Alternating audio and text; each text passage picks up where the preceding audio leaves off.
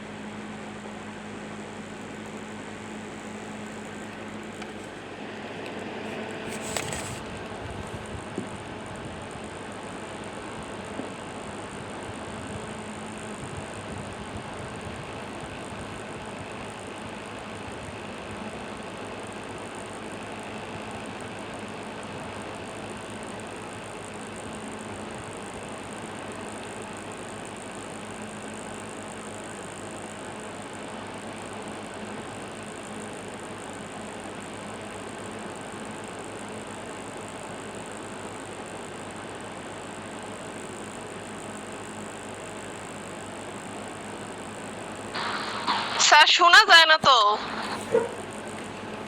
Sir কিছু বলতেছে না। ও সরি।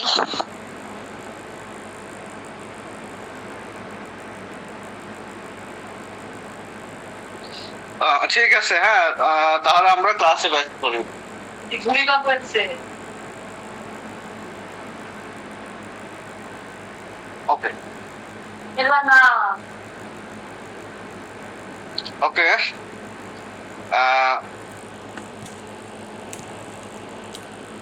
মূল পয়েন্ট হচ্ছে বডি ফ্লুইড। এখানে আপনার যেটা মনে রাখতে হবে সেটা হচ্ছে টোটাল ওয়াইটের 80% হচ্ছে বডি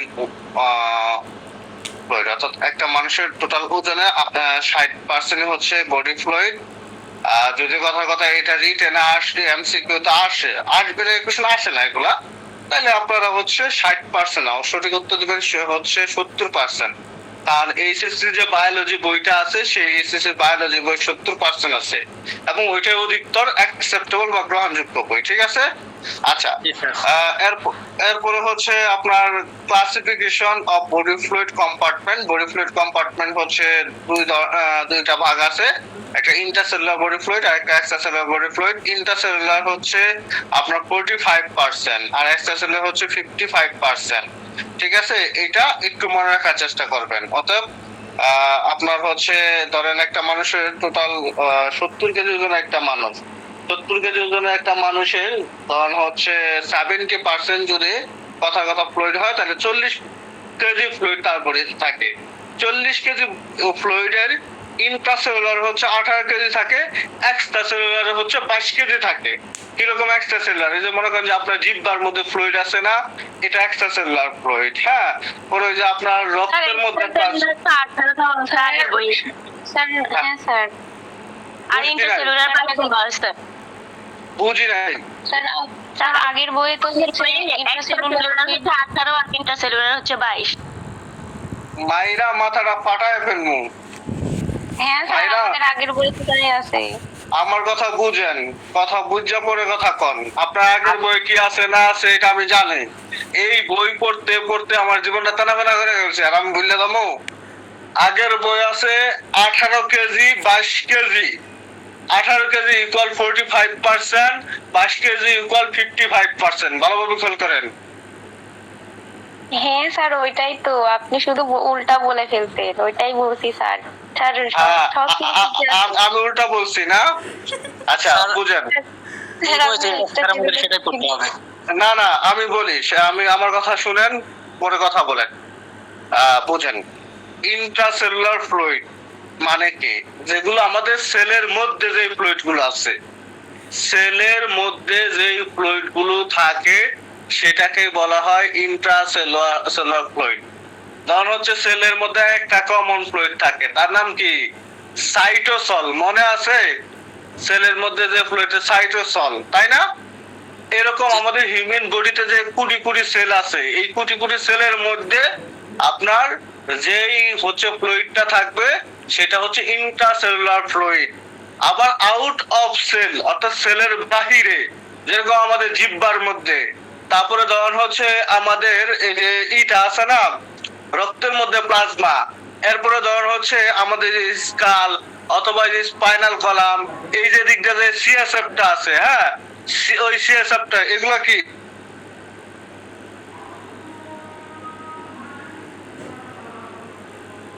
কি করি কি না?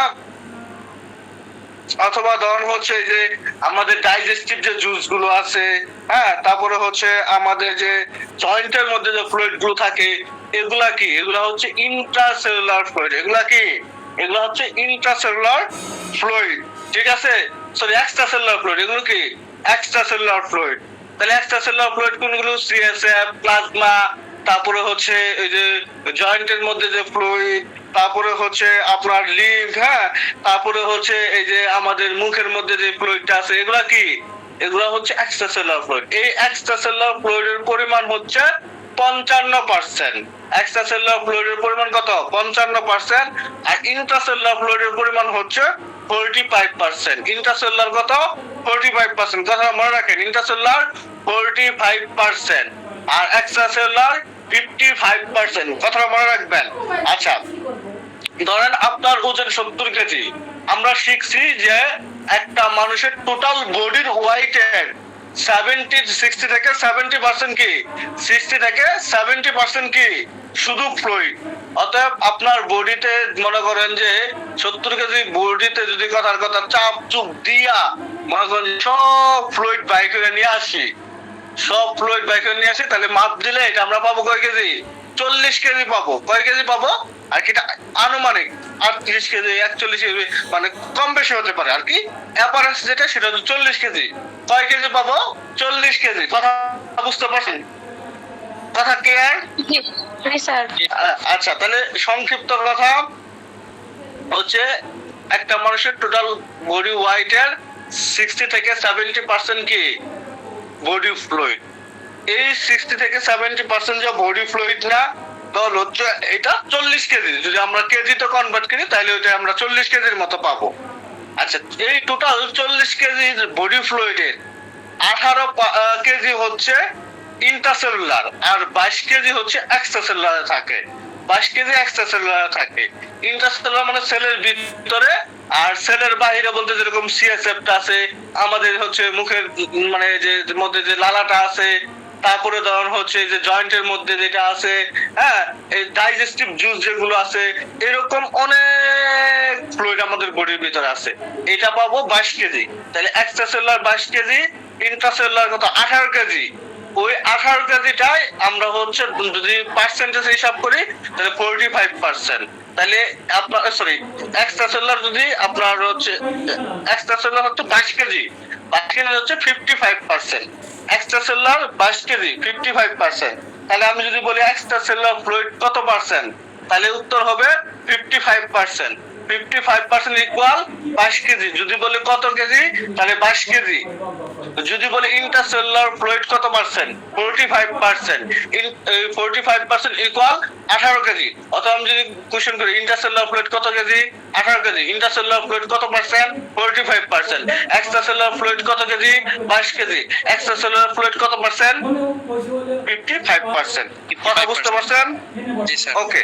এরপর যদি কথার কথা কোশ্চেন করি example of extracellular fluid, example of extra fluid, CSF, plasma, interstitial fluid, lymph, fluid in bone, তারপর হচ্ছে ডাইজেস্টিভ জুস, সিরাস ফ্লুইড, তারপর সাইনোভিয়াল ফ্লুইড।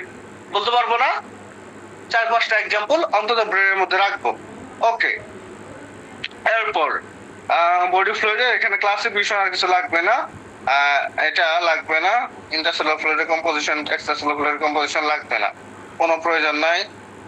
কোনো প্রয়োজন নাই। ইলেকট্রোলাইটটা প্রয়োজন। হ্যাঁ, আচ্ছা, ইলেকট্রোলাইট জিনিসটা কি? হ্যাঁ, ইলেকট্রোলাইট জিনিসটা কি আপনার হচ্ছে ইলেকট্রোলাইট জিনিসটা হচ্ছে এই মানে এমন একটা জিনিস যেটা বডির আমাদের হচ্ছে বডির ব্যালেন্সটাকে মেনটেন করে। একটা মানুষের বডিতে যদি কথা ইলেকট্রোলাইটের ঘাটতি থাকে তাহলে তার ঘুম ঘুম ভাব থাকবে, তার শরীর দুর্বল থাকবে, শরীর খিচুনি হবে।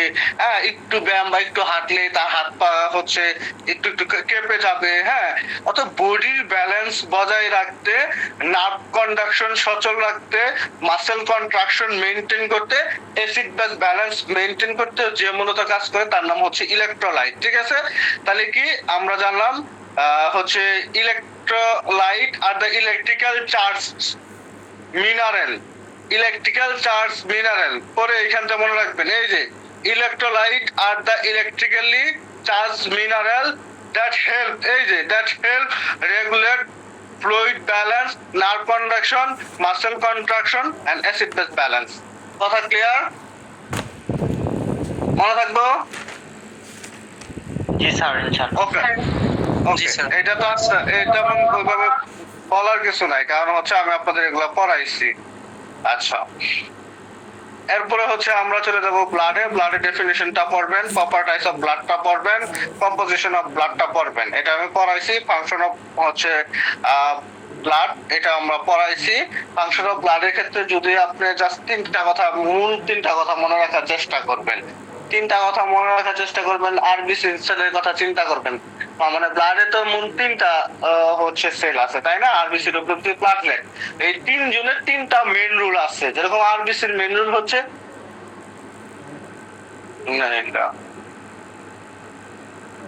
আরবিসির মেন রুল কি? আরবিসির মেন রুল হচ্ছে আপনার অক্সিজেন ট্রান্সপোর্ট করা এবং কার্বন ডাইঅক্সাইড লাংসের মধ্যে নিয়ে আসা। অর্থাৎ transport of oxygen from lung to tissue and transport of carbon dioxide tissue to lungs. এই হচ্ছে আপনার কি এই আরবিসির মূল কাজ। আর ডব্লিউবিসির মূল কাজ কি? ডব্লিউবিসির মূল কাজ হচ্ছে prevention infection and act as a defensive mechanism. অর্থাৎ সে ডিফেন্সিভ মেকানিজমে অংশগ্রহণ করে এবং ইনফেকশনকে প্রতিরোধ করে। আর প্লাটিলেটের মূল কাজ কি? প্লাটিলেটের মূল কাজ হচ্ছে রক্ত জমাট বাঁধা, রক্ত জমাট বাঁধা। অর্থাৎ ব্লাড কোয়াগুলেশন করে ব্লাড লসিংটা কি প্রিভেনশন করা, ব্লাড কোয়াগুলেশন করে ব্লাড লসিংটাকে প্রিভেনশন করা। এই তো মূল তিনটা কাজ, তাই না? তাহলে আলটিমেটলি এই তিনটাই কি ফাংশন অফ ব্লাড। আরেকটা কাজ কি অ্যাড করতে পারি? আরেকটা কাজ অ্যাড করতে পারি হচ্ছে আপনার অ্যাসিড বেস ব্যালেন্স মেইনটেইন করে। আরেকটা কাজ অ্যাড করতে পারি রক্ত দিয়ে কি আমাদের বডিতে নিউট্রিয়েন্ট যা, রক্ত দিয়ে কি আমাদের বডিতে হরমোন যা। তাহলে transport of hormone, transport of metabolic waste product, transport of nutrient. হ্যাঁ, তারপরে আমাদের বডির রক্ত কি করে আমাদের হচ্ছে এই পিএইচটাকে মেইনটেইন করে, তাই না? ব্লাড প্রেশারটাকে মেইনটেইন করে। তাহলে আমরা এগুলো কিন্তু আলটিমেটলি বলতে পারি। সো সেই ক্ষেত্রে এইভাবে আপনারা ফাংশনটা লিখবেন। এরপর প্লাজমা এন্ড সিরামের ডেফিনিশন, এরপর হচ্ছে প্লাজমা এন্ড সিরামের পার্থক্য, এটা পড়বেন, এটা গুরুত্বপূর্ণ। হ্যাঁ, আচ্ছা, এরপর হচ্ছে আপনার প্লাজমা প্রোটিন, জাস্ট একটা প্লাজমা প্রোটিনের নাম মুখস্থ করবেন। অ্যালবুমিন, গ্লোবিন, ফিব্রিনোজেন প্রথম দিন, আর কোনো কিছুর প্রয়োজন নাই। কোনটা নরমাল ভ্যালু কি না কি ঘোরাটিও কোনো কিছুই প্রয়োজন নাই। ঠিক আছে? ওকে। এরপর প্রথম দিনের কাজটা একটু মনে রাখবেন, essential for blood coagulation, essential for blood coagulation. প্রথম দিনে এই কাজটা একটু আমাদেরকে মনে রাখতে হবে। আচ্ছা, এরপর হচ্ছে আমরা চলে যাব ব্লাড সেল, ব্লাড সেলে চলে যাব। ঠিক আছে? ব্লাড সেলটা হচ্ছে গুরুত্বপূর্ণ। ব্লাড সেল মানে ব্লাড সেল বা ফার্ম এলিমেন্ট কয়টা? 3টা, আরবিসি, ডব্লিউবিসি, প্লাটিলেট। এটা তো জানেন। আরবিসির পরিমাণ কত? মেল 4.5 থেকে 6.5, ফিমেল হচ্ছে 3.8 থেকে 5.8, ডব্লিউসি 4,000 থেকে 11,000, প্লাটিলেট হচ্ছে 1.5 লাখ থেকে 3.5 লাখ। হ্যাঁ, তারপরে হিমোগ্লোবিন 14 থেকে 16 গ্রাম। এটা হচ্ছে নরমাল ভ্যালু। ইএসআর তো আমরা পড়াইছি, ইএসআর তো আপনারা জানেনই। সো এটা নতুন করে কিছু বলার প্রয়োজন নাই। আচ্ছা, তারপর হচ্ছে আরবিসি সম্পর্কে আপনি কি জানবেন? আরবিসি সম্পর্কে আরবিসি ডেফিনেশনটা একটু জানার চেষ্টা করবেন। আরবিসি হচ্ছে রেড ব্লাড সেল, আর আরেকটা নাম হচ্ছে এরাইথোসাইট। আরবিসি হচ্ছে বাইকনকেভ ডিস্ক, আর হচ্ছে হিউম্যান বডিতে most abundant type of blood cell. অর্থাৎ হিউম্যান বডিতে সবথেকে অধিক পরিমাণে কি, আমাদের হিউম্যান বডিতে সবথেকে বেশি পরিমাণে কোন সেলটা থাকে? আরবিসি। সবথেকে পরিমাণে কোন সেলটা থাকে? সেটা হচ্ছে ডব্লিউবিসি। কিন্তু আকারে সবচেয়ে বড় কোনটা? ডব্লিউবিসি। আকারে সবচেয়ে ছোট কোনটা? প্লাটিলেট, তাই না? এরপরে হচ্ছে নিউক্লিয়াস আছে কোনটাতে? একমাত্র ডব্লিউবিসি তে। প্লাটিলেট আর হচ্ছে আরবিসি তে কি নিউক্লিয়াস নাই। এই পার্থক্যগুলো তো আমরা জানি, তাই না? এগুলো আমাদেরকে মনে রাখতে হবে। আচ্ছা, এরপরে আমরা যে আরবিসির ফাংশনের কথা চিন্তা করি, আরবিসির ফাংশন কি? Transport of oxygen, transport of carbon dioxide, তারপরে হচ্ছে আপনার বাফারিং অ্যাকশন, মানে অ্যাসিড বেস ব্যালেন্স মেইনটেইন করব। আরেকটা কাজ আছে আরবিসি, আরেকটা কাজ কি? Help to determination blood group for present antigen, তাই না? এগুলো হচ্ছে function of RBC. RBC life span 120 দিন। তারপরে হচ্ছে আরবিসি টেস্টেড হয় কোথায়? স্প্লেন, লিভার এবং বোন মেরুতে আরবিসি হচ্ছে মারা যায়। আর হচ্ছে আরবিসির ক্রিটিক্যাল ইম্পর্টেন্স কি? আরবিসির মাধ্যমে হচ্ছে হিমোগ্লোবিন কাউন্ট করা হয়। হ্যাঁ, আরবিসি যদি কথার কথা পরিমাণ কমে যায় তাহলে আপনার হচ্ছে এনিমিয়া হতে পারে। আর আরবিসি যদি পরিমাণে বেড়ে যায় তাহলে পলিকাইথেমিয়া হতে পারে। পলিকাইথেমিয়া একটা রোগ, আর এনিমিয়াও একটা রোগ। বুঝতে পারছেন? জি স্যার। ওকে, আচ্ছা, ওকে। এরপর হচ্ছে আমরা মরফোলজি অফ আরবিসি। তো একই কথা, যে size, shape, volume, surface area, life span. তারপর এখানে তেমন কিছু প্রয়োজন নাই। ফাংশন অফ আরবিসি তো পড়ছি, ট্রান্সপোর্ট অফ অক্সিজেন, তারপরে হচ্ছে maintain acid base balance in, তারপরে it help in blood group determination. এগুলোই তো পড়ছি, তাই না? আমরা তো এটা ফাংশন জানি। ওকে, এরপর হচ্ছে এরাইথোপয়েসিস আর হেমোপয়েসিস। আমরা তো জানি এরাইথোপয়েসিস মানে কি? পয়েসিস মানে ফরমেশন বা ডেভেলপমেন্ট। হ্যাঁ, অর্থাৎ রেড ব্লাড সেল আপনার হচ্ছে ডেভেলপমেন্ট হওয়ার প্রক্রিয়াটাকেই এরাইথোপয়েসিস বলে। আর হচ্ছে আপনার কি না, এই পুরা হোল ব্লাড সেলটা ডেভেলপমেন্ট হওয়ার প্রক্রিয়াটাকে হেমোপয়েসিস বলে। পুরা হোল ব্লাড সেল ডেভেলপমেন্ট হওয়ার প্রক্রিয়াকে কি হেমোপয়েসিস বলে। আর হচ্ছে আপনার রেড ব্লাড সেল ফরমেশন বা ডেভেলপমেন্ট হওয়ার প্রক্রিয়াটাকে এরাইথোপয়েসিস বলে। ঠিক আছে? ওকে, এরপরে এই যে এটা আমি খুব সুন্দর করে পড়াইছিলাম, এরা পাগলের মতো ফল দিতে গেছে। এরপর এই জিনিসটা আমি আপনাদেরকে সুন্দর করে পড়াইছিলাম, সেটা হচ্ছে আপনার site of body that produce RBC, অর্থাৎ বডি কোথায় কোথায় আরবিসিটা উৎপন্ন হয়, এটা খুব সুন্দরভাবে শিখে নেবেন। আচ্ছা, পরে তো প্রসেসের প্রয়োজন নাই, প্রয়োজন নাই। আচ্ছা, আরবিসি ম্যাচিউর হতে সময় লাগে কয়দিন? 7 দিন। আরবিসি ম্যাচিউর হতে সময় লাগে কয়দিন? 7 দিন। আরবিসি 7 লাইফ দিন। স্পান 120 দিন। হ্যাঁ, আচ্ছা, রেটিকুলোসাইট বলতে কি বোঝায়? রেটিকুলোসাইট বলতে কি বোঝায়? ইমম্যাচিউর ব্লাড সেলকে কি বোঝায়? রেটিকুলোসাইট। ইমম্যাচিউর ব্লাড সেলকে কি বোঝায়? রেটিকুলোসাইট। মনে থাকবো না? আচ্ছা, এরপর হচ্ছে আপনার maturation factor for erythropoiesis, vitamin B12, folic acid, হ্যাঁ, ভিটামিন B6, রিবোফ্লাভিন। হ্যাঁ, এই জিনিসগুলো একটু মনে রাখবেন, ঠিক আছে? পরে হিমোগ্লোবিনের definition, type of haemoglobin, adult haemoglobin, পরে হচ্ছে আপনার ফ্যাটাল হিমোগ্লোবিন, এবং হচ্ছে হিমোগ্লোবিন A2 স্কয়ার। এই হচ্ছে 3টা প্রকারভেদ হিমোগ্লোবিনের। আর হচ্ছে আপনার অ্যাকর্ডিং টু লেভেল বা কমন রেজুলেশনে মানে 2টা হিমোগ্লোবিনের আছে। একটা হচ্ছে নরমাল বেলে 14 থেকে 16 আর ফিমেলদের হচ্ছে কত? ফিমেলদের হচ্ছে 12 থেকে 16। তাহলে ফিমেলদের হিমোগ্লোবিন নরমাল বেলে কত? 12 থেকে 16। আর মেল হচ্ছে 14 থেকে 18, ঠিক আছে? আর হিমোগ্লোবিনের ক্লাসিফিকেশনের কথা যদি চিন্তা করি তাহলে হচ্ছে 3 প্রকার, ঠিক আছে? এই যে haemoglobin A, haemoglobin A2, haemoglobin F, just এতটুকু মনে রাখলেই হবে, আর কিছু লাগবে না। আচ্ছা, ফাংশন অফ হিমোগ্লোবিন আর আরবিসির ফাংশন একই, জাস্ট একটা পার্থক্য, আরবিসি আয়রন রিজার্ভ করে, আর ওইখানে আপনার হচ্ছে আরবিসি কি করে? আরবিসি একটা পার্থক্য আর হিমোগ্লোবিনের সাথে তফাৎ একটা কি, সেটা হচ্ছে যে RBC help in determination of blood group for present antigen. আর সেই ক্ষেত্রে যদি এই লাইনটার জায়গায় যখন হিমোগ্লোবিনের ফাংশন লিখবো, জাস্ট এইটা লিখে দিব ইট রিজার্ভ আয়রন, তাহলে কিন্তু হয়ে যায়, ঠিক আছে? ওকে, এটা তো পড়াইছি, সো এতই করার তো প্রয়োজন নেই, পারবেন ইনশাআল্লাহ। আচ্ছা, তারপরে হচ্ছে আপনার ডিস্ট্রাকশন অফ আরবিসি। আরবিসি 120 দিন আছে, আরবিসি ডিস্ট্রাকশন হয় কোথায়? মেইনলি স্প্লেন, লিভার, বোন মেরো, ঠিক আছে? এতটুকু মনে রাখলেই হবে, আর কিছু মনে রাখার প্রয়োজন নাই। আচ্ছা, এরপরে হচ্ছে আপনার ডব্লিউবিসি। এটা কি এই পর্যন্ত রাখবো না বাকি 20 পেজ কালকে পড়াবো? স্যার এই বন্ধু রেখে দেন কালকে। আচ্ছা, আমি যে পর্যন্ত পড়াইলাম আরবিসি পর্যন্ত, এখানে রেখে দেন। আরবিসি এই পর্যন্ত পড়াইলাম, এই পর্যন্ত আপনারা ভালোভাবে কভার করেন, হ্যাঁ?